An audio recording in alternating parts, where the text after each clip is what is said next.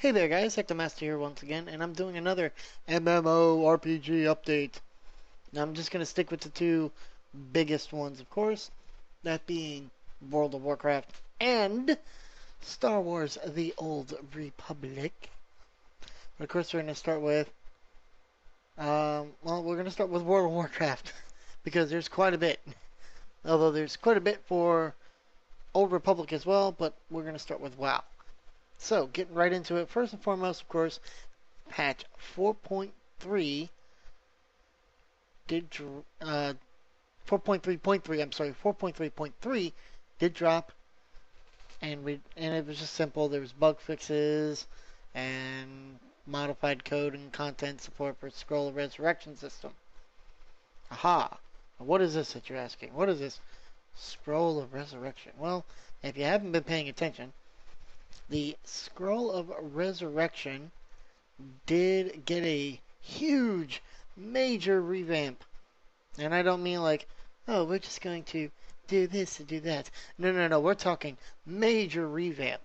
So basically, you can take, if you have a friend, or in some cases, I won't deny, like in mine, as you can see in the video here, playing an alternate. If you have a friend or an alternate account that has been kind of like quiet for a very, very long time, you can use this to resurrect it, the Scroll of Resurrection. Now, once you use it, basically you send the Scroll of Resurrection out. Now, your friend or alternate account, quote unquote, will have a single character boosted all the way to level 80. That means any character you create can be boosted up all the way to level 80. Now, some of that you're going, well, what if I don't want the character that's already there? What if I want to get this, make a character, and boost them? Well, you can do that. That's what I did with the warrior here, and that's what you will be able to do as well. So you can boost up any character right up to level 80 so that you can play alongside your friends or your guild or whatever and go right to that new content. Not only that, you get a free upgrade to Cataclysm regardless of the expansions you already own. So if you just have vanilla WoW, you get the upgrade to Cataclysm. If you have Wrath of the Lich King, you don't have to worry about it. If you don't have Wrath, but you have Burning Crusade, you get the upgrade to Cataclysm. If you have Wrath, you get the free upgrade to Cataclysm. So a free $40 game right out of the gate. Also, if you're using a character that's already made, or what have you, say you have a level 80, no, I'm sorry, not 80, say you have a level 24 Night Elf Druid, but your friends are playing Horde, and they're on this different server. Well, you also get an optional free character move and or faction change. So yeah, that's in there as well as 7 free days of the game.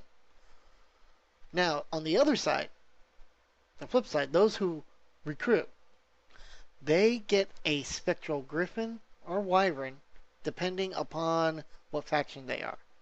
So, if your friend is Alliance and they recruit you, then they get a Griffin. If they're Horde, then they get the Wyvern instead. But, in order for that to happen, they have to at least pay for 30 days of the game. So all they have to do is sign up for 1 month, and you get that little new pet, little new mount that you can fly around on. Yeah, isn't it cool? That's right, you can do it.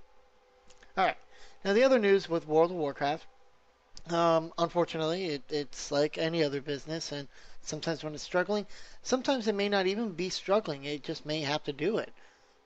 You know, sometimes it's just called trimming the fat and getting rid of not useless, but positions that really aren't needed. And coming from a company that's rather large and does rather well on its own, I've seen it happen. And Mike Morheim did announce they had cut 600 positions from the company. And I'm not like, oh my god, WoW is dying. This is how they're fixing it. It's nothing. It doesn't sound like it's anything major or important. And it's not. I don't know. It's nothing I'm worried about. I, I I would say if they had lost like 300, no, not 300. I'm sorry, 3 million subscribers in the last 6 months, and they were cutting about 3,000 jobs, well then I would be worried. But 600 jobs, and yeah, I'm not too worried about WoW or anything else right now. Now, all of this information, of course, will be down in the description below. Links to MMO uh, champion. Can't think of the name. Now, we're going to switch the gears a little bit. Switch them on up. Switch them on up. Going to go over to Star Wars: The Old Republic. Now, they just held their Guild Summit, and my kind of take on this is just, well, I was saying all over Twitter, wasn't really impressed by it. Not what they were doing, but just like, oh, we're gonna have like 200 people, and we're gonna have 5 guys, and those guys are just gonna talk, and that's it. Okay. Whew, they were kind of boring to listen to. No offense, guys. It was kind of like, okay, so we have the UI customization, and you can move up. I moved the wrong thing. Anyway, so yeah, I already announced one of the things that they were working on. So, patch 1.2 is on its way, and they've got some rather interesting things coming up. Basically, UI customization. They're going to let us move things around on the UI. You know, you could have it basically like WoW with all the stuff up top, like your portrait, the target, target of target. They're going to be putting in there finally. The map up top. It's not going to have everything down at the bottom like it does right now. So that's awesome. I like that. I like the idea that is happening. The only thing though, watching the video, the one thing that did occur to me is like, oh, they're still not letting mods go into the game. They're making some guild changes as well. Basically, there's going to be a calendar where where events can be planned up, sign-ups, and things like that. But besides that, let's see, just changes to the guild UI and logs of invites, kicking, things like that. Nothing really besides that. Then there is Legacy. They're finally bringing Legacy about. And, well, besides just, oh, you have Legacy points. Yeah, blah, blah, blah. Basically, you're going to have like a family tree. And that will always be updated through your characters and whatnot. And you can move characters around, like brother, sister, sworn enemy, that kind of thing. And it's kind of more for the RP audience, you know, where RPG comes in. And then there is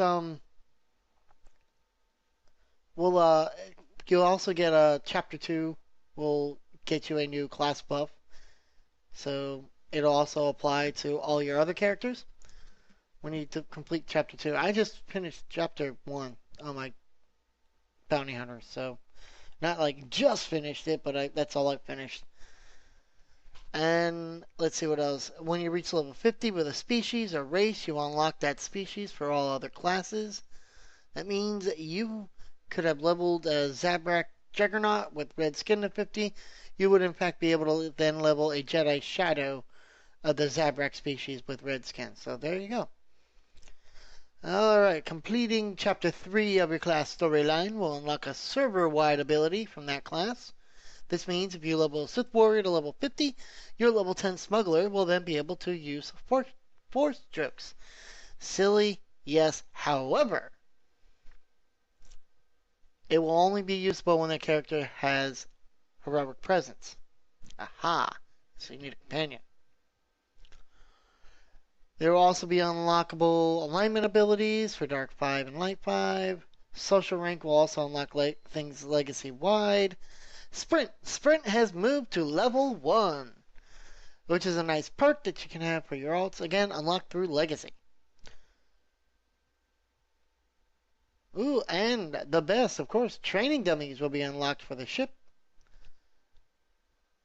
And pretty much, let's see, there's going to be some PvE changes and PvP changes. The economy and crew skills are putting a lot of effort into the economy. And, well, I just hope that some of the things I've talked about might get fixed like that. Let's see, other Vote to Kick added to ops groups, new dailies in certain areas, all mods from gear will be extractable, making PvPers, ERs, and RPers all have the same opportunity to wear what they would like without being at a disadvantage. Mini pets, new vehicles, extractable all mods. So there you go, that's 1.2 coming out. Now again, I didn't touch up on the last patch with 1.1. Blah, blah, blah, blah, blah, blah, only because it's, well, when they put one thing into it, I don't really want to touch up onto it. It's just kind of boring. Alright, now there's one more thing I do want to talk about, and this is going back into World of Warcraft, and this was as a result of the Scroll of Resurrection from yesterday. And by yesterday, I mean March 6th, 2012. When I went to look at my account page to try and do the Scroll of Resurrection for one of my characters, I actually had seen, very, very briefly, Mist of Pandaria Beta. Now, when I went back later, it wasn't there. But also Diablo 3 on my account page had changed over to a global thing. So, it looks like we're going to have a Diablo 3, hopefully, announcement soon, and I'll bring you whatever I can on that, and Mist of Pandaria as well for the beta. That's pretty much all that's going on in the games right now, at least for these two. I will keep you abreast of any other